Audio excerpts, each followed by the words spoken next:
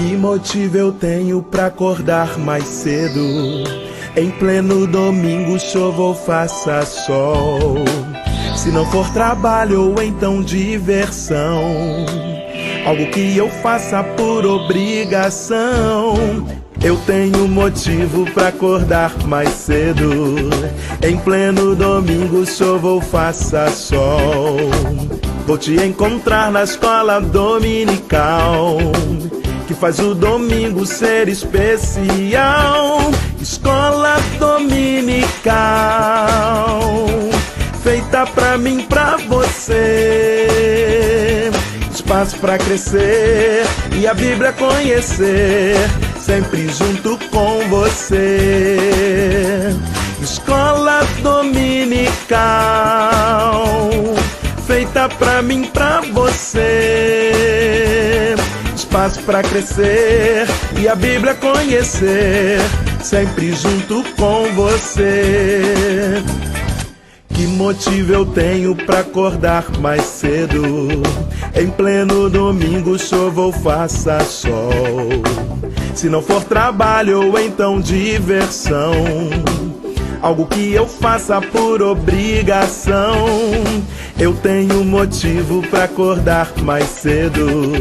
Em pleno domingo, chova ou faça sol. Vou te encontrar na escola dominical, que faz o domingo ser especial. Escola dominical, feita pra mim, pra você. Espaço pra crescer e a Bíblia conhecer, sempre junto com você. Escola dominical, feita pra mim, pra você. Espaço pra crescer e a Bíblia conhecer, sempre junto com você.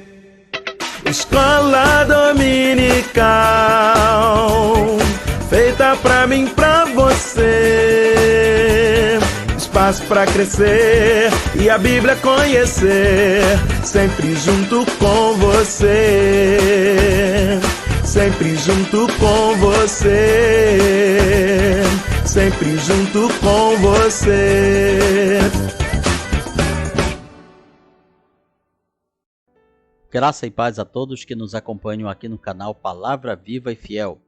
Vamos para a nossa sexta lição desse terceiro trimestre do ano de 2023. 1 Samuel, capítulos 16 e 17. Davi e Golias. Nosso texto áureo: Davi, porém, disse ao filisteu: Tu vens contra mim com espada e com lança e com escudo. Eu, porém, vou contra ti em nome do Senhor dos Exércitos, o Deus dos Exércitos de Israel, a quem tens afrontado. 1 Samuel, capítulo 17, versículo 45. A leitura bíblica para estudo está no primeiro livro de Samuel, capítulo 17, versículos 41 a 58. A verdade prática nos ensina que essa é uma batalha real, mas também simbólica e ilustrativa, que nos ensina como vencermos os gigantes da vida. Na introdução do nosso comentário, lemos que nesta lição apresentaremos Davi, uma das mais inspiradoras biografias bíblicas. Ele foi tão impressionantemente cheio da graça divina que, inclusive, um dos títulos messiânicos está conectado ao seu nome: Filho de Davi, Ben David. Isso era uma das formas pelas quais o Messias, Jesus Cristo, era chamado.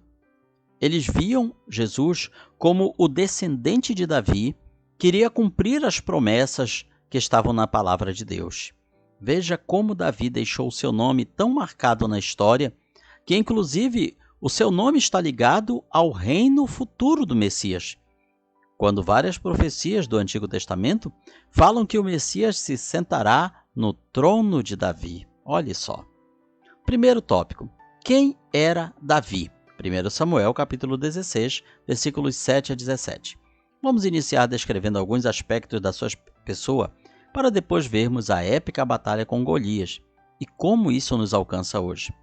No primeiro item, no primeiro tópico, lemos que Davi era uma pessoa segundo o coração de Deus.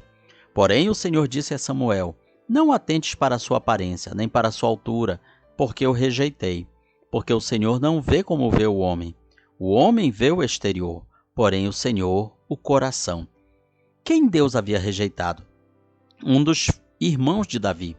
Quando Samuel é mandado por Deus até a cidade de Davi, Belém de Judá, ou Belém Efrata, a família de Jessé, pai de Davi. Deus deixa bem claro: vai à cidade de Belém Efrata, procure a família de Jessé, porque no meio dos seus filhos eu escolhi o rei. Eu já escolhi quem será o próximo rei. Samuel, portanto, chega ali, começa a ver os irmãos de Davi, altos, fortes, cara de vencedor, jeito de rei, a tal ponto que Samuel se impressiona com aqueles rapazes. Porém, Deus fala a Samuel, naquele instante: eu rejeitei essas pessoas. O Senhor não vê como vê o homem. O homem vê o exterior, mas Deus vê o coração. Alguns talvez interpretem esse versículo errado, achando que Deus só quer o coração. Nada disso. Deus não quer só o coração. Deus quer todo o nosso ser. Acontece que quando que fala Deus vê o coração, significa que Deus, ele conhece o ser humano debaixo de todas as camadas que a humanidade possa criar. Deus conhece como realmente nós somos. Davi é chamado na Bíblia o homem segundo o coração de Deus. Achei Davi, homem segundo o meu coração, que fará a minha vontade. Ser segundo o coração de Deus é ser conforme o coração de Deus, é ser do jeito que quer o coração de Deus, é ser do agrado do coração de Deus, significa ser nos moldes desejados pelo coração de Deus. Claro que ser uma pessoa segundo o coração de Deus não significa ser perfeito ou infalível. Sabemos disso pela própria história posterior de Davi. Ele errou, cometeu erros graves. Fora de Jesus não houve nunca um ser humano perfeito. Os pecados de Davi foram até mesmo mais grosseiros e até maiores que os do próprio Saul. Portanto, ser um homem segundo o coração de Deus não significa que nunca vamos errar. Também não significa aparência ou aspectos externos. Significa que Deus, ele nos conhece como realmente somos, e dessa maneira ele se relaciona conosco. Ser segundo o coração de Deus diz respeito a um interior que agrada a Deus, pois foi isso que o Senhor disse a Samuel a respeito de Davi. O exterior de Davi algumas vezes desagradou a Deus, e Deus o puniu por isso. Porém, o interior de Davi era um interior de um coração que agradava a Deus, pois até quando errava, ele se arrependia da maneira que Deus quer. Segundo item, nos fala que Davi era um desconhecido. Manda, pois, Senhor nosso, que teus servos que estão em tua presença busquem um homem que saiba tocar a harpa. E será que quando o espírito maligno da parte do Senhor vier sobre ti, então ele dedilhará e te acharás melhor. Até ser ungido por Samuel, Davi era um completo desconhecido. Nem mesmo seus familiares imaginaram que Deus tinha um plano tão especial para ele. A graça de Deus é assim, ela nos alcança, nos surpreende, nos deixa de boca aberta, fazendo glorificar não os alvos da graça, mas a fonte da graça que é Deus. Davi não tinha cara de rei, era um rapaz, um garoto, desprovido daquilo que nós poderíamos considerar como características de um rei. Deus é muitas vezes irônico naquilo que faz. Os homens pensam que ele seguirá numa direção, e ele, surpreendentemente, por iniciativa própria e movido de graça, faz aquilo que ninguém esperava, sem precisar dar explicações, sem ficar devendo nada a ninguém, pois ele é Deus. E o mais maravilhoso é que sempre acontece o melhor, Deus sempre faz o melhor. Por isso, podemos glorificar a ele. Na reunião agendada por Samuel para a unção do novo rei de Israel, Davi sequer foi considerado digno de estar lá. Nem mesmo Samuel o conhecia, porque se não fosse a intervenção divina, ele teria ungido a pessoa errada. Isso deve nos alertar para a imperiosa necessidade de nunca desprezar, rejeitar ou fazer acepção de ninguém. Não porque um dia essa pessoa possa vir a ser rei, mas porque elas são amadas e queridas por aquele que deu sua vida por elas na cruz. Neste evento, neste momento da vida de Davi, aprendemos que Deus pode escolher qualquer um para fazer a sua obra. Aprendemos que ninguém é insubstituível, por maior ou melhor que venha a ser. Saul era um rei importante, era um rei imponente, era alguém que tinha muitas características reais, mas que desagradou a Deus. E Deus providenciou a sua substituição. Deus não fez uma eleição, Deus não fez um sorteio, o próprio Deus escolheu Davi. Escolhi Davi, homem segundo o meu coração, que fará o que me apraz, fará a minha vontade. Deus é assim. As escolhas dele são soberanas e estão além das nossas expectativas, além de tudo que nós pedimos ou pensamos. Os nossos projetos e planos mais loucos que possam ser, não chegam nem perto daquilo que Deus é capaz de fazer. Continuando, vamos aqui para o terceiro item do primeiro tópico. Davi não era apenas um guerreiro, ele também era poeta e músico. 1 Samuel capítulo 16 e 17. Aqui, Davi entra nessa história de que maneira? Sendo um músico que acalmava o rei Saul. Como Saul se afastou da presença de Deus, Deus enviou um espírito mau que atormentava Saul.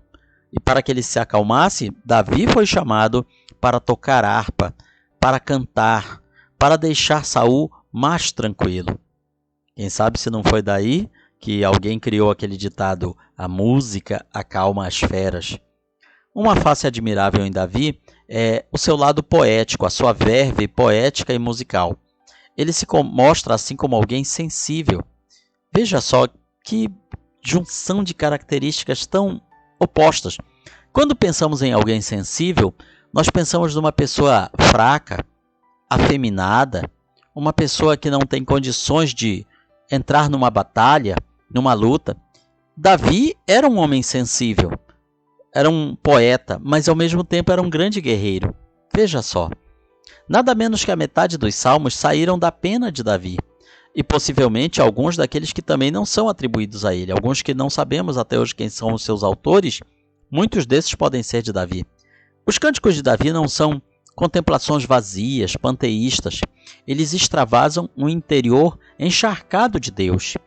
Nós lemos os salmos escritos por Davi e vemos que ele tinha uma verdadeira comunhão com Deus. É digno de nota que o maior livro da Bíblia seja um inário com 150 poemas e canções. Infelizmente não temos a melodia original dos salmos, mas certamente foram muito sublimes, a ponto de Davi ser chamado o suave em salmos de Israel.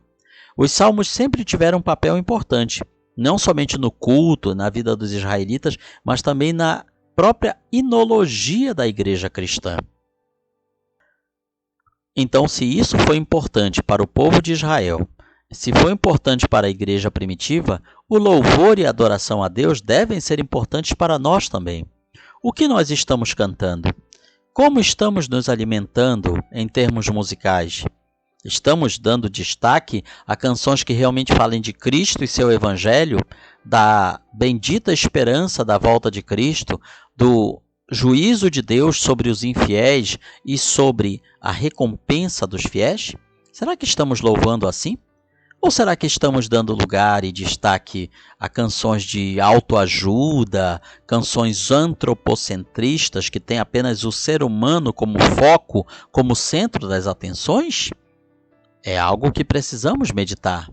E nós, assembleianos, Assembleia de Deus, temos dado destaque aos nossos hinos tradicionais, à harpa cristã? Será que os nossos jovens, crianças e adolescentes conhecem os louvores da harpa cristã? Os nossos coríneos assembleianos? É algo que deve nos preocupar.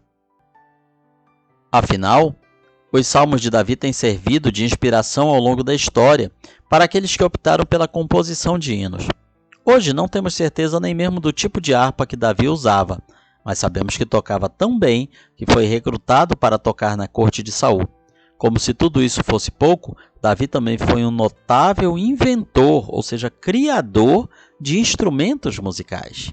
Veja só, não era apenas um poeta, mas também um músico e um instrumentista, e além de tudo isso, um guerreiro forte e valente.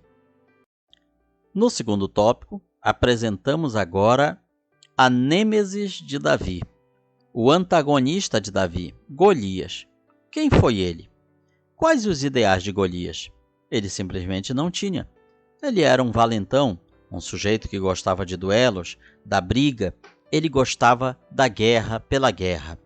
Vejamos algumas características desse personagem. O nome Golias, segundo algumas traduções do hebraico, significa exilado, segundo outras, adivinho. Um significado funesto, negativo para esse nome. A Bíblia nos fala que ele era da cidade filisteia de Gate. Golias de Gate. Quanta diferença para com Davi.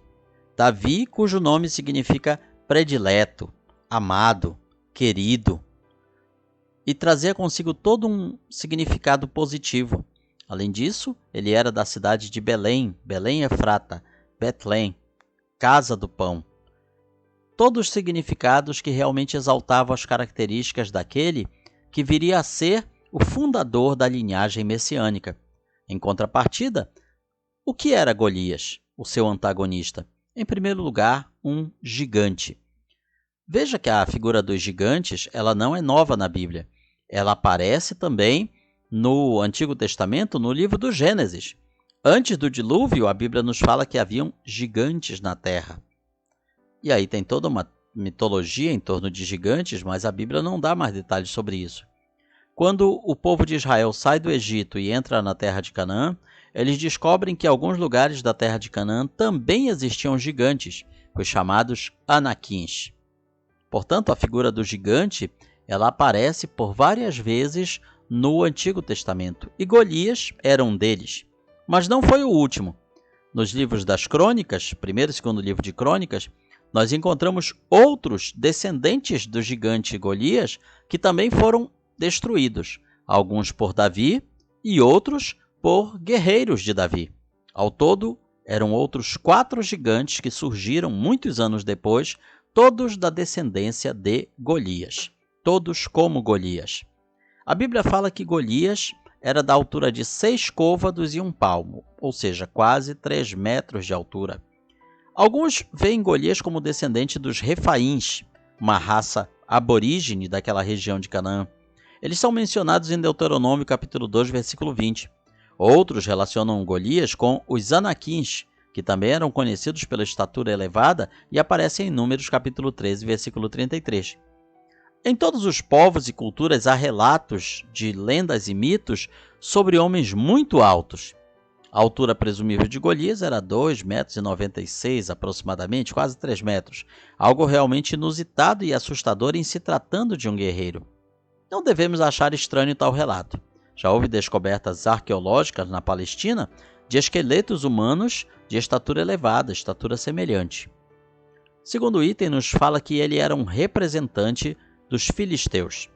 O desafio que Golias todos os dias, pela manhã e pela tardinha, lançava ao exército de Israel durante 40 dias, era o seguinte: escolham um campeão, escolham um guerreiro para lutar comigo. Se ele puder pelejar comigo e me ferir, seremos vossos servos. Porém, se eu vencer e o ferir, então sereis nossos servos e nos servireis. Era comum nas guerras antigas que os militares, em vez de se entregarem a matanças coletivas, escolhessem um representante de cada lado, um campeão de cada lado, para que duelassem em nome do seu exército e do seu povo. Quem vencesse, venceria não apenas o outro adversário, mas toda a guerra, e pouparia a carnificina dos demais guerreiros. Golias era o campeão do povo filisteu, cheio de empáfia, cheio de orgulho. Poderíamos dizer que Golias era um tipo de senhor da guerra, ou mercenário da guerra, alguém que não tinha ideais. Para ele, a diversão era guerrear, era lutar. Um valentão cheio de adulações que desprezava o próximo do alto da sua arrogância e aparente invencibilidade. Para chegar até aquele estágio, com certeza, aquela não deveria ser a primeira batalha de Golias. Ele já deveria ter lutado em muitos e muitos combates. Muitas pessoas devem ter morrido pela sua mão. Muitos guerreiros de renome devem ter sucumbido debaixo da sua espada e da sua lança. Ele não era temido simplesmente por ser alto. Não era apenas isso. Além de ser alto, ele era forte, valente, ágil. Ele era um guerreiro notável. A altura não era o único fator que impunha medo em Golias. Veja que nos tempos recentes, nós temos relato de pessoas bastante altas, mas que eram pessoas de constituição fraca, eram pessoas que mal se aguentavam em pé, pessoas com ossos frágeis e saúde debilitada. Golias não era nada disso. Ele tinha todas as qualidades de um guerreiro, porém, além disso, ele era muito alto. Tudo isso o fazia um adversário formidável. Ele sentia que não poderia ser derrotado por ninguém. O seu porte físico amedrontador, sua destreza militar e a sua armadura escameada, ou seja, a armadura dele não era como as outras. Geralmente naquela época, na Idade do Bronze, final da Idade do Bronze, as armas eram de bronze, porém os filisteus eram diferentes. Eles tinham acesso à tecnologia do ferro, eles sabiam fazer armas de ferro.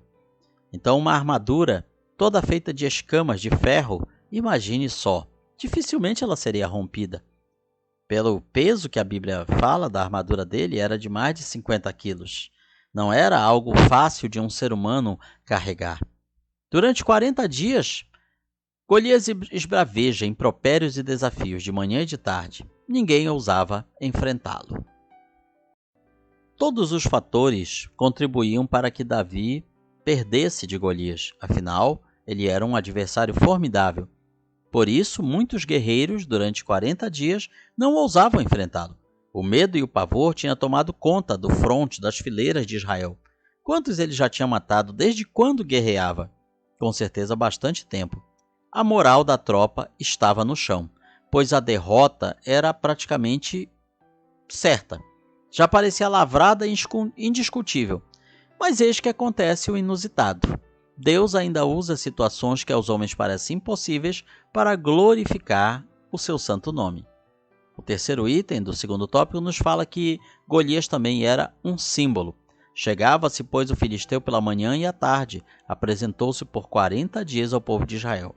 Por 80 vezes, Golias lançou o seu desafio, e por 80 vezes, todos os homens do exército de Israel, incluindo o próprio rei Saul, não ousaram atacá-lo. Embora real, histórico e concreto, Golias também representa outra coisa. Ele representa aquelas lutas e batalhas da vida que julgamos maiores que nós. Entre todas as lutas, essa nos atrai pelo seu valor simbólico e ilustrativo. Assim como na Bíblia, temos a simbologia do deserto, da tempestade e outras mais. Golias é uma alegoria também. Ele foi uma pessoa de carne e osso, de verdade, não foi uma lenda, não foi um mito, mas ele também é um símbolo, uma alegoria, daquelas situações que são assimétricas e desproporcionais que todos nós de vez em quando enfrentamos na vida. É a luta do gigante contra o pequeno, do experiente contra o recém-chegado, do especialista contra o homem comum. E isso nos leva a perguntar: quais as situações que nos parecem impossíveis hoje? Quem nunca se sentiu aquém, pequeno, diante de situações avassaladoras que vêm contra nós querendo nos destruir? Quem, em algum momento, nunca se sentiu menor do que a força que vem na direção contrária? Pode ser um diagnóstico médico, um desemprego, um divórcio, um rompimento na família. Pode ser qualquer coisa. Não falta, inclusive, quem já tenha decretado nossa derrota dizendo: você não tem chance, não adianta tentar, não adianta continuar. Se essa for sua realidade hoje, tenho boas notícias. Você pode vencer esse gigante. O terceiro tópico nos fala sobre os segredos da vitória.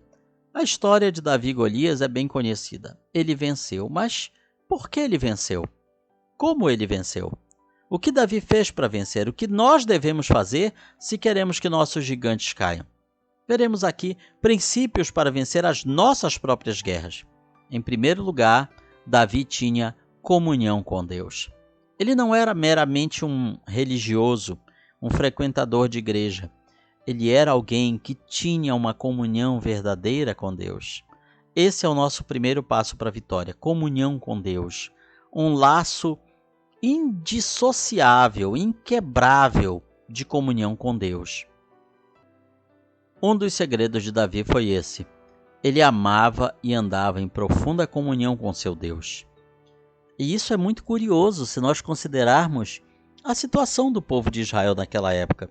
O povo de Israel nunca foi, naquela época, um povo muito religioso, um povo que tinha muita comunhão com Deus. Davi fugia desse padrão. Ele era um ponto fora da curva. Ele via a Deus não apenas como o Senhor do povo de Israel, mas ele via a Deus como uma pessoa com quem ele deveria ter comunhão, com quem ele deveria ser o seu amigo mais chegado e verdadeiro. Isso nos ensina que podemos ser amigos de Deus. A expressão do texto bíblico, o Senhor é com ele. Isso é falado sobre Davi várias vezes. Deus está com ele. Há quem viva obcecado por rituais, participando de intermináveis campanhas, onde mediante ofertas ganham amuletos, orações, passes, bênçãos, mas o segredo da nossa vitória não tem a ver com isso, tem a ver com alguém. A vitória é fruto de um relacionamento. Como está o nosso relacionamento com Deus?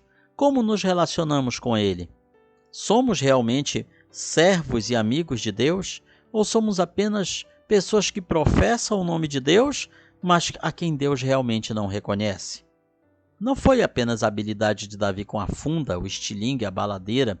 Não foi a estratégia dele. Aliás, qual foi a estratégia? Qual foi o plano dele?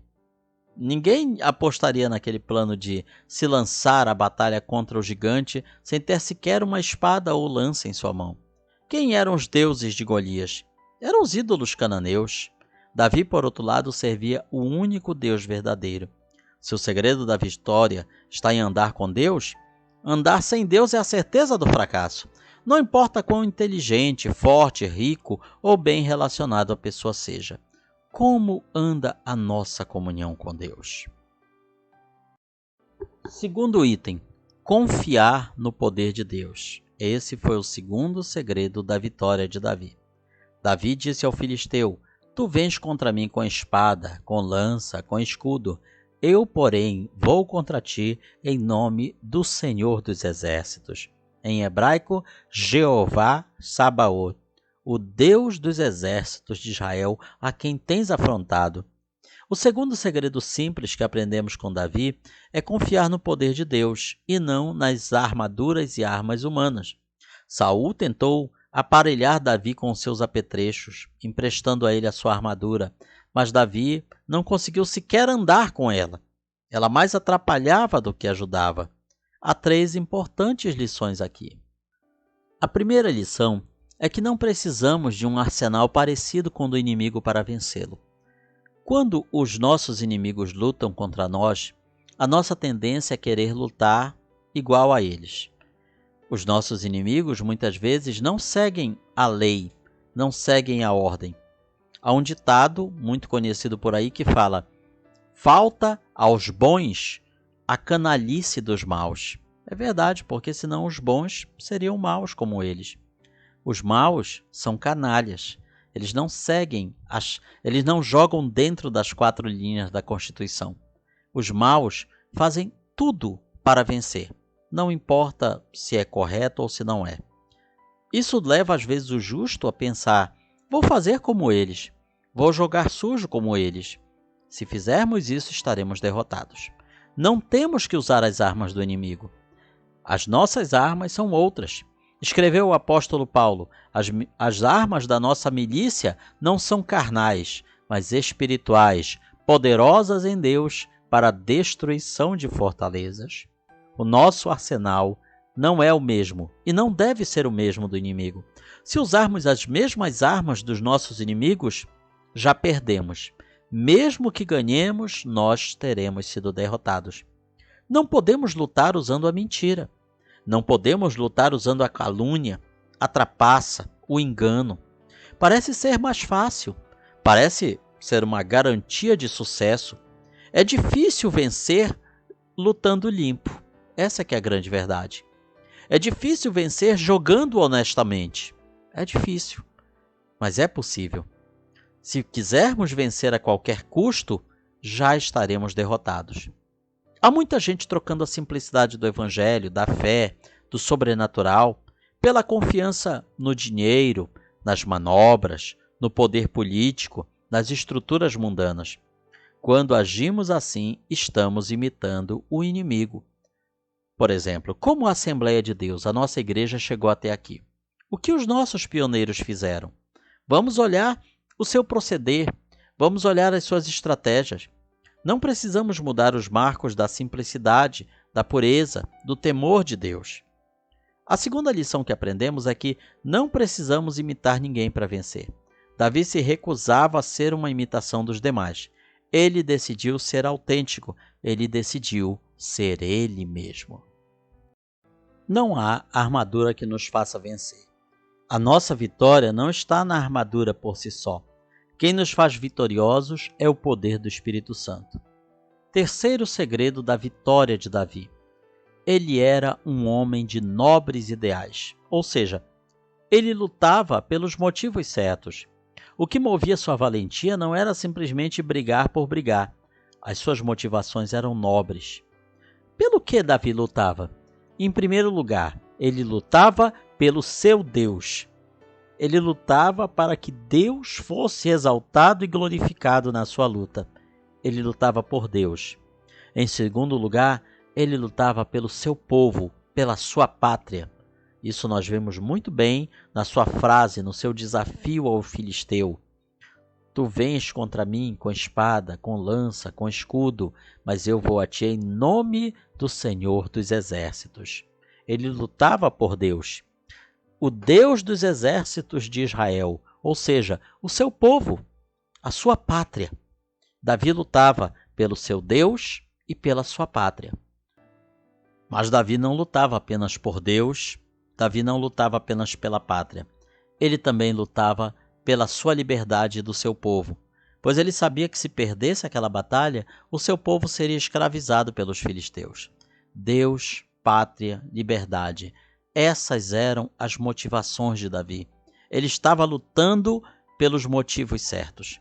Então aprendemos que quem entra em algum desafio na vida com pureza, sem agendas escondidas, sem arrogância, será sempre vencedor. Mesmo que morra na batalha, mas será vitorioso. Portanto, lutemos o bom combate. Vamos lutar o bom combate. Lutar da maneira certa, do jeito certo, pelos motivos corretos. Terceiro item do terceiro tópico nos fala sobre a ousadia de Davi. Sucedeu que, dispondo-se o filisteu a encontrar-se com Davi, este se apressou, deixando as suas fileiras, correu de encontro ao filisteu. Ou seja, Davi não se escondeu no meio da multidão dos exércitos de Israel. Ele partiu para cima de Davi. Veja só, enquanto os soldados de Saul, com armadura, com escudo, com espada, corriam de medo de pavor, se acovardavam diante de Golias, a mesma escritura diz que Davi, sem espada, sem lança, sem escudo, sem armadura, correu para encontrar-se com o gigante. Em outras palavras, Davi não correu do gigante, Davi correu para o gigante. Quanta ousadia, quanto impacto! O que uma vida cheia de Deus pode fazer? Ela não corre do gigante, ela corre para o gigante, para derrotar o gigante. As palavras de Davi, no capítulo 17, versículos 45 a 47, são cheias de confiança e certeza. Ele não apenas lança a Golias uma réplica, mas ele lança as últimas palavras que aquele homem, que aquele guerreiro iria ouvir na terra. Hoje mesmo vocês vão saber que tem Deus Israel. Deus vai me entregar você nas minhas mãos, tu e todo o teu exército. E todo este povo saberá que Deus salva, não com espada, nem com lança, nem com escudo. Davi deixou bem claro a Golias por que ele ia morrer. Você vai morrer. Eu vou vencer você. Por que isso? Porque você afrontou o Deus de Israel. Você não veio afrontar só a nós, o nosso povo, o nosso exército. Você zombou de Deus e você vai morrer por causa disso. E você vai morrer agora, na minha mão. Era isso que Davi queria dizer com as palavras que encontramos em 1 Samuel 17, versículos 45 a 47. Não era uma batalha pessoal, para a glória de Davi. Era uma batalha para a glória do Deus de Israel, para que Deus fosse glorificado. Ninguém que luta contra Deus sairá vitorioso. Davi sabia disso, por isso estava cheio de ousadia. Enquanto todos olhavam para o gigante e desfaleciam, Davi olhava para Deus e se enchia de autoridade. Para onde nós estamos olhando? Eleva os meus olhos para os montes. De onde virá o socorro? Escreve um dos salmos. O meu socorro vem do Senhor, que fez o céu e a terra.